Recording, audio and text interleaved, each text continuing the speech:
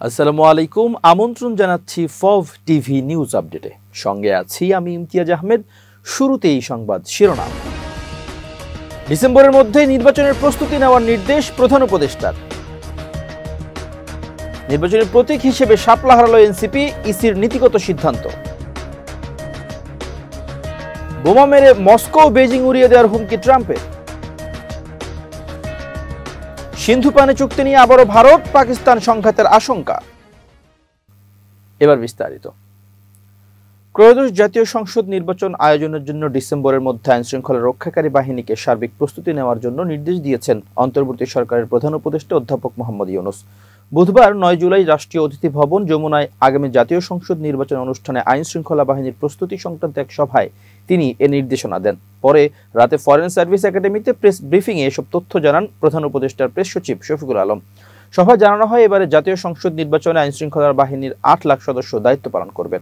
শফিকুল আলম বলেন, নির্বাচনের প্রস্তুতি হিসেবে আইনশৃঙ্খলা বাহিনীতে 17,000 নতুন সদস্য নিয়োগ এবং তাদের ট্রেনিং যাতে এই সময়ের মধ্যে শেষ হয় এ নির্দেশ দিয়েছেন তিনি। নির্বাচনকে কেন্দ্র করে পরিস্থিতির অবনতির পায়তারা করলে আইনশৃঙ্খলা বাহিনী যাতে কঠোরভাবে আইন প্রয়োগ করতে পারে এ নির্দেশও দেওয়া হয়েছে।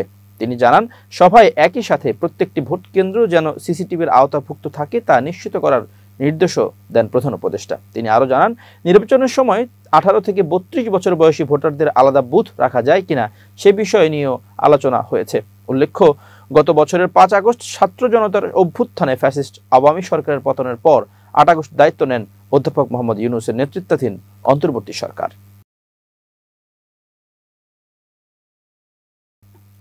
তরুণদের রাজনৈতিক দল জাতীয় নাগরিক পার্টি এনসিপি ও নাগরিক ঐক্য দলীয় প্রতীক হিসেবে শাপলার দাবিদার। তাদের দাবির মধ্যেই নির্বাচনী প্রতীক হিসেবে জাতীয় প্রতীক শাপলাকে ব্যবহার না করার বিষয়ে নীতিগত সিদ্ধান্ত নিয়েছে নির্বাচন কমিশন ইসি।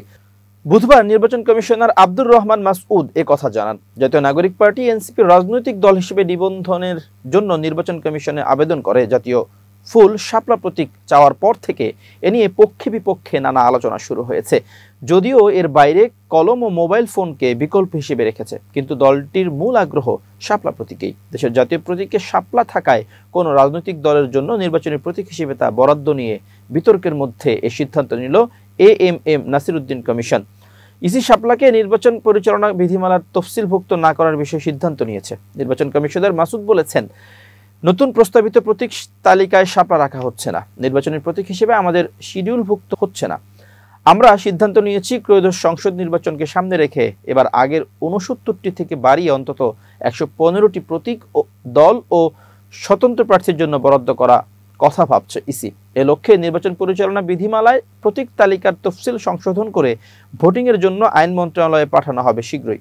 শাপলাকে ভোটের মার্কা করার বিষয়ে নির্বাচন কমিশনার মাসুদ বলেন, জাতীয় প্রতীক শাপলা ও জাতীয় পতাকার বিষয়ে সুস্পষ্ট আইনে বলা হয়েছে। সংবিধানে জাতীয় প্রতীক ও জাতীয় পতাকার কথা বলা হয়েছে। এ দুটোর মর্যাদা অক্ষুণ্ণ রাখার জন্য আইন করা হয়েছে, একটা বিধিমালা করা হয়েছে। কোনো ব্যাপারে জাতীয় ফুল, জাতীয় পাখির ব্যাপারে সুনির্দিষ্ট নেই।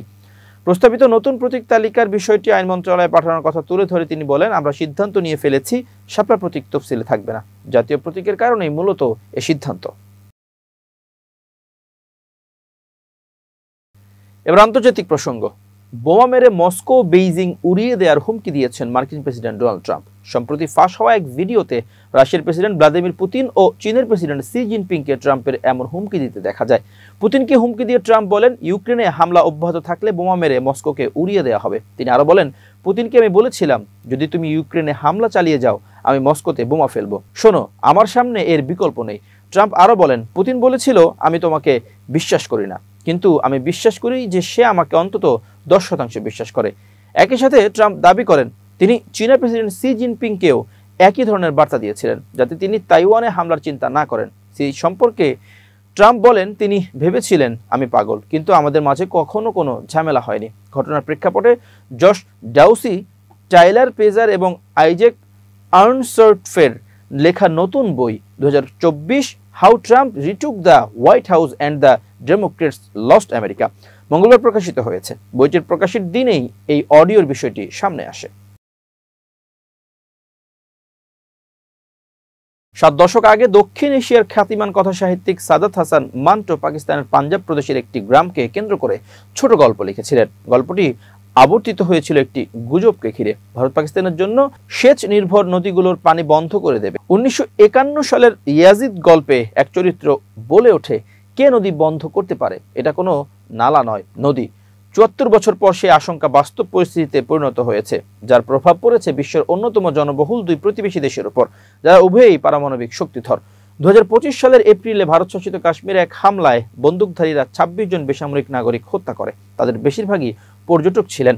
নয়াদিল্লি এই হামলার জন্য পাকিস্তান সমর্থিত সশস্ত্র গোষ্ঠীগুলোর উপর দোষ চাপায়। এর জবাবে ভারত জানায় তারা সিন্ধু পানি চুক্তি থেকে সরে আসছে।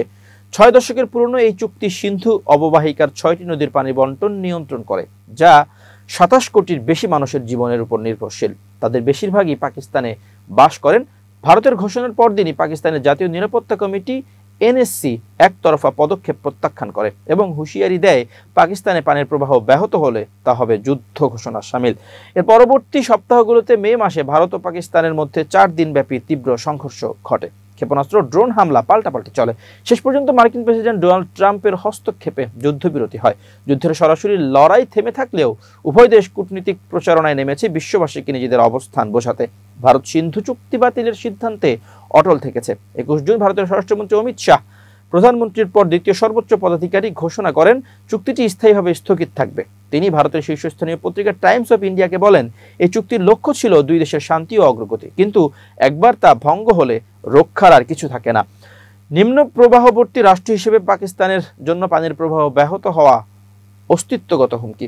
খাদ্য, কৃষি, নিরাপত্তা ও লাখ লাখ মানুষের জীবিকা এই পানির উপর নির্ভরশীল। বিশেষজ্ঞরা সতর্ক করে বলেছেন, নদীর পানি পুরোপুরি বন্ধ করা ভারতের পক্ষে এখন সম্ভব না হলেও আংশিক ব্যাঘাতেও পাকিস্তানের বিপর্যয় সৃষ্টি করতে পারে, বিশেষ করে শীতকালে। পাকিস্তানের বর্তমান জলধারা কাঠামো ভারত যদি পানির প্রবাহ রোধ করে, তা সামাল দেওয়ার জন্য যথেষ্ট নয়।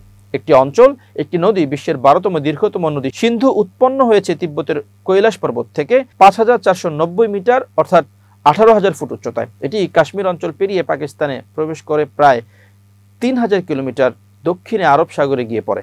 পাকিস্তানের খাইবার পাখতুনখোয়া প্রদেশে সিন্ধু নদীর সাথে যুক্ত হয় এর পশ্চিম উপনদী সোয়াত ও কাবুল নদী। পাঞ্জাবের উর্বর সমভূমিতে প্রবেশের পর সিন্ধুর সাথে যুক্ত হয় 5টি পূর্ব উপনদী, ঝিলাম, চেনাব, রাভি, ভিয়াস ও শতদ্রু।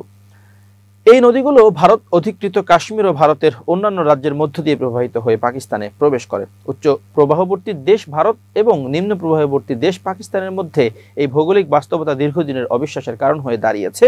বিশ্বজুড়ে পানি সংকট, পানিকে কেন্দ্র করে দ্বন্দ্ব কেবল ভারত পাকিস্তানে সীমাবদ্ধ নয়। টাইগ্রিস ও ইউফ্রেটিস নদীর উপর বাঁধ নির্মাণ নিয়ে তুরস্ক, সিরিয়া ও ইরাকের মধ্যে দীর্ঘদিন ধরে বিরোধ চলছে। সম্প্রতি নীলনদে বাঁধ নির্মাণ করা ইথিওপিয়ার বিরুদ্ধে মিশর ও সুদানের ক্ষোভ ও নিরাপত্তাহীনতা তৈরি হয়েছে। দক্ষিণ এশিয়াতেও গঙ্গা, ব্রহ্মপুত্র, মেঘনা নদী নিয়ে ভারত, নেপাল ও বাংলাদেশের মধ্যে পানি বন্টন নিয়ে দীর্ঘদিনের মতো বিরোধ রয়েছে। দেশভাগের দীর্ঘস্থায়ী উত্তরাধিকার অধিকাংশ ভারত পাকিস্তান বিরোধের মতো পানি সম্পর্কিত উত্তেজনার শিকড়ও নিহিত রয়েছে 1947 সালের আগস্টে উপমহাদেশের বিভাজনের সময়, যখন দুই দেশ ব্রিটিশ উপনিবেশিকের শাসন থেকে স্বাধীনতা লাভ করে। জম্মু ও কাশ্মীর অঞ্চল, যেখান থেকে ঝিলাম নদীর উৎপত্তি এবং চেনাব নদীর প্রবাহ, সংঘাতের কেন্দ্রবিন্দুতে পরিণত হয়। তবে আরেকটি গুরুত্বপূর্ণ বিষয় ছিল ব্রিটিশ আমলে গঠিত ঐক্যবদ্ধ পাঞ্জাবের সেচ ব্যবস্থার বিভাজন। খাল, নদী এবং হেডওয়ার্ক একে অপরের সাথে জড়িত ছিল, যা পানি বন্টনকে জটিল করে তোলে। 1948 সালের মার্চ পর্যন্ত একটি স্বল্পস্থায়ী চুক্তি কার্যকর ছিল, কিন্তু এরপর ভারত দুটি খালের মাধ্যমে পাকিস্তানে জলপ্রবাহ স্থগিত করে দেয়। এর ফলে পাকিস্তানি পাঞ্জাবের প্রায় 8% চাষযোগ্য জমি 5 সপ্তাহের জন্য পানিবিহীন হয়ে পড়ে। এই প্রাথমিক সংকট মন্টুর ইয়াজিদ গল্পকে অনুপ্রাণিত করে এবং সিন্ধু পানি চুক্তির অনুঘটক হিসেবে কাজ করে। বিশ্বব্যাংকের মধ্যস্থতা ও অর্থায়নের 9 বছরের আলোচনার পর 1960 সালের সেপ্টেম্বরে ভারত ও পাকিস্তানের মধ্যে চুক্তিটি স্বাক্ষরিত হয়। কিংস কলেজ লন্ডনের ভূগোল বিভাগের সিনিয়র লেকচারার মাজেদ আখতার আল জাজিরাকে বলেন, এই চুক্তি ছিল রাজনৈতিক বিভাজনের পর পানিবাহী বিভাজনের প্রতিফলন। ব্রিটিশ আমলে পাঞ্জাবের একটি সমন্বিত সেচ ব্যবস্থা পরিচালনার জন্য বিপুল বিনিয়োগ হয়েছিল, যা 1947 সালে বিভক্ত হওয়ার জটিলতা তৈরি করে। তিনি আরও বলেন, পানি বন্টনের এই প্রশ্ন কাশ্মীর ইস্যুর সাথেও অঙ্গাঙ্গিভাবে জড়িত।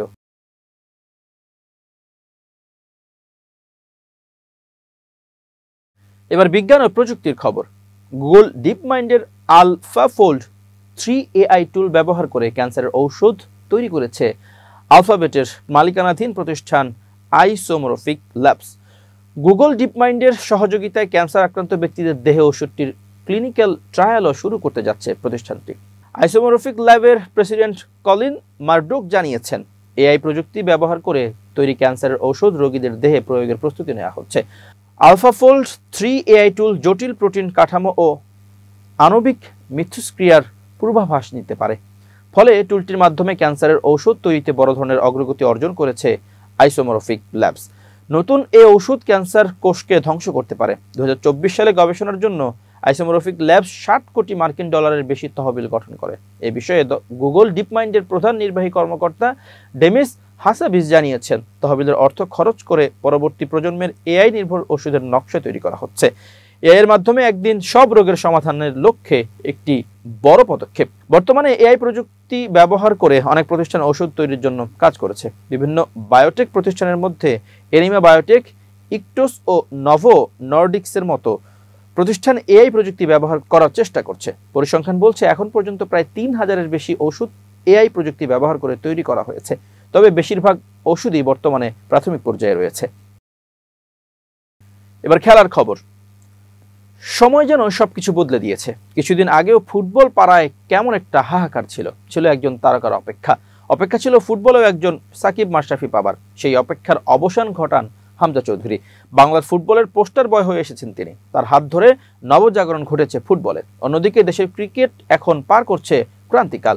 সাকিব আল হাসান নেই মাশরাফি বিন মুর্তজাও, তামিম মুশফিকরাও নিয়েছেন অবসর। তারকা আলোর অভাবে ভুগছে ক্রিকেট পাড়া, যার রেশ পড়েছে পারফরমেন্সে, রেশ পড়েছে মাঠের বাইরেও। একদিকে যেমন তারকাহীন দল, তেমনি দল ঘুরপাক খাচ্ছে ব্যর্থতার বৃত্তে। তাদের দর্শক আগ্রহ কমছে আবেগও, যার আভাস পাওয়া যায় সম্প্রচারে। বাংলাদেশ দলের সম্প্রচার সত্য নিতে চায় না কেউ। গত মে মাসে জিম্বাবুয়ের বিপক্ষে 2 ম্যাচ টেস্ট সিরিজ দেখাতে আগ্রহ ছিল না কারো। শেষ পর্যন্ত তা দেখানো হয়েছে রাষ্ট্রীয় চ্যানেল বিটিভিতে। এবার পাকিস্তান সিরিজ ঘিরেও দেখা দিয়েছে শঙ্কা। চলতি মাসের 20 তারিখ থেকে পাকিস্তানের বিপক্ষে 3 ম্যাচ টি-20 সিরিজ খেলবে বাংলাদেশ। তবে এই সিরিজ দেখানোর জন্য আগ্রহী কোনো সম্প্রচারক এখন পর্যন্ত পাওয়া যায়নি। সাম্প্রতিক সময়ে বাংলাদেশের পারফরমেন্সের অবনতি কি এর কারণ? বুধবার মিরপুরে বিষয়গুলোর সাথে সহমত প্রকাশ করেন বিসিবির পরিচালক আকরাম খান। তার কথায় উঠে এসেছে আইকন না থাকার আক্ষেপ। বলেন, একটা দেশে আইকন অনেক গুরুত্বপূর্ণ। ফুটবলে হামজা এসেছে, আগের তুলনায় অনেক জনপ্রিয়তা বেড়েছে, আগ্রহ বেড়েছে।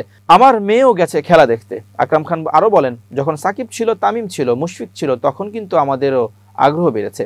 দলও ভালো পারফর্ম করেছে। মানুষ যাকে পছন্দ করে তার খেলা দেখে। সে যদি পারফর্ম না করে তাহলে নিরাশ হয়ে যায়। ধারাবাহিকতা খুবই গুরুত্বপূর্ণ আইকন খেলোয়াড়ের জন্য। বড় খেলোয়াড় যারা আছে তারা বেশিরভাগ ম্যাচে পারফর্ম করে, যে জিনিসটা আমরা এখনো করতে পারছি না। আমাদের ধারাবাহিকতার খুবই অভাব, এটা থেকেই বের হতে হবে। চ্যাম্পিয়ন্স ট্রফির প্রথম রাউন্ড থেকে বিদায়, এরপর আরব আমিরাত, পাকিস্তান ও শ্রীলঙ্কা সফরে সিরিজ হার। এর আগে ওয়েস্ট ইন্ডিজ, আফগানিস্তান, এমনকি যুক্তরাষ্ট্রের সাথেও সিরিজ হেরেছে দল। সমর্থকদের আগ্রহ কমে যাবার পেছনে বড় আরেকটি কারণ এমন সব ব্যর্থতা, যা নিয়ে আকরাম খানের ভাষ্য, আপনি যদি পারফর্ম না করেন তাহলে তো প্রভাব পড়বেই। এটা এখন না হোক, পরে হবে।